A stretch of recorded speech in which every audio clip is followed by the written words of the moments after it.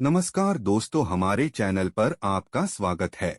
श्री कृष्ण ने कलयुग के बारे में 5 सत्य क्या बताया है, चलिए जानते हैं। आपसे अनुरोध है कि वीडियो को पूरा देखें ताकि पूरी जानकारी मिल सके।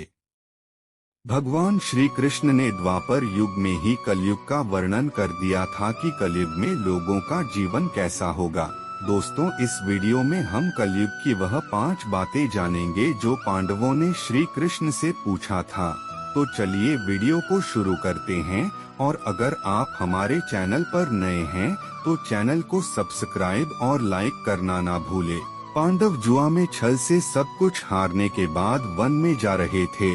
तब पांडव ने भगवान श्री कृष्ण से पूछा कि हमने तो ऐसा कोई बड़ा पाप नहीं किया, फिर भी हमें इतना बड़ा दंड क्यों?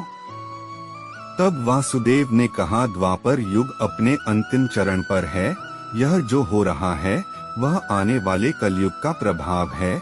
इस पर पांडवों ने आश्चर्य से भगवान श्री कृष्ण से कहा कि हे वासुदेव, कलयुग तो अभी आरंभ नहीं हुआ और उसका इतना भयंकर परिणाम क्यों? जब कलयुग आरंभ हो जाएगा तो क्या होगा? भगवान श्री कृष्ण ने कहा, आप सभी भाई वन में जाइए और वहाँ पर जो कुछ भी दिखे आकर मुझे विस्तार से बताना। श्री कृष्ण के ऐसा कहने पर पांचों भाई वन में अलग अलग दिशा में चल दिए। पांडव वन से आने के बाद भगवान श्री कृष्ण के पास गए। भगवान श्री कृष्ण ने मुस्कुराते हुए कहा, अब आप लोग बताइए कि आपने क्या क्या देखा। सबसे पहले युधिष्ठिर ने बताया कि उन्होंने एक जगह पर देखा कि एक हाथी की 2 सूंड है। यह देखकर युधिष्ठिर के आश्चर्य का ठिकाना नहीं रहा। इसका क्या अर्थ है वासुदेव? तब भगवान श्री कृष्ण ने कहा, इसका अर्थ यह है कि कलयुग में ऐसे लोगों का राज्य होगा जो दोनों ओर से शोषण करेंगे, बोलेंगे कुछ और करेंगे कुछ और, मन में कुछ और कर्म में कुछ और, ऐसे ही लोगों का राज्य होगा। सहदेव ने बताया, मैंने देखा कि 6-7 कुआं है और आसपास के कुआं में पानी है, किंतु बीच का कुआं खाली है। बीच का कुआं गहरा है फिर भी पानी नहीं है। ऐसा कैसे हो सकता है? इसका क्या अर्थ है? तब श्री कृष्ण कहते हैं, कलयुग में धनी लोग लड़के लड़की के विवाह में, मकान के उत्सव में, छोटे बड़े उत्सवों में लाखों रुपए खर्च कर देंगे, परंतु पड़ोस में ही यदि कोई भूखा प्यासा होगा तो यह नहीं देखेंगे कि उसका पेट भरा है या नहीं। उनका अपना ही सगा भूख से मर जाएगा और वह देखते रहेंगे। दूसरी ओर मौज मदिरा, मांस खाना, सुंदरता और वेश्या में पैसे उड़ा देंगे, किंतु किसी के 2 आंसू पोंछने में उनकी रुचि न होगी। भीम कहते हैं, हे वासुदेव, मैंने एक गाय देखा कि गाय ने बछड़े को जन्म दिया है। जन्म के बाद वह बछड़े को इतना चाट रही है कि बछड़ा लहूलुहान हो गया। इसका क्या अर्थ है? श्री कृष्ण ने कहा, इसका अर्थ यह है कि कलयुग का मनुष्य अपने बच्चों को आवश्यकता से अधिक लाड प्यार करेगा।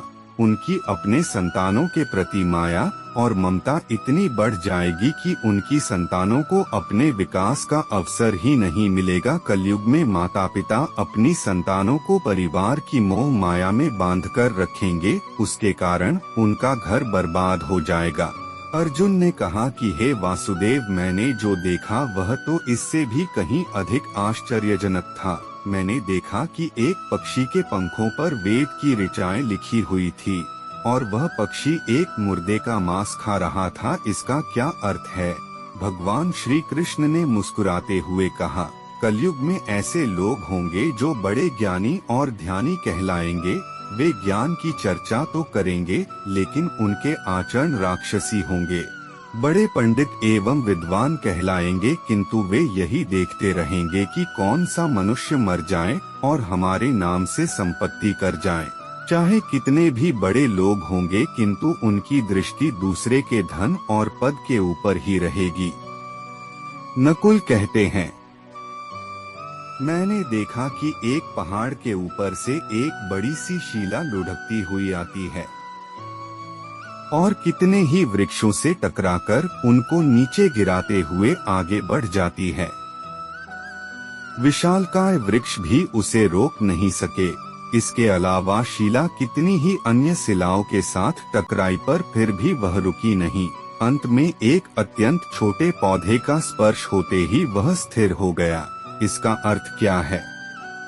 इसका अर्थ बताते हुए भगवान श्री कृष्ण ने कहा, कलयुग में मनुष्य की बुद्धि क्षीण हो जाएगी और उसका जीवन पतन हो जाएगा, और उस पतन को धन और बड़े बड़े सत्ता रूपी वृक्ष रोकने में असक्षम होंगे, किंतु हरि नाम के एक छोटे से पौधे से मनुष्य जीवन का पतन होना रुक जाएगा।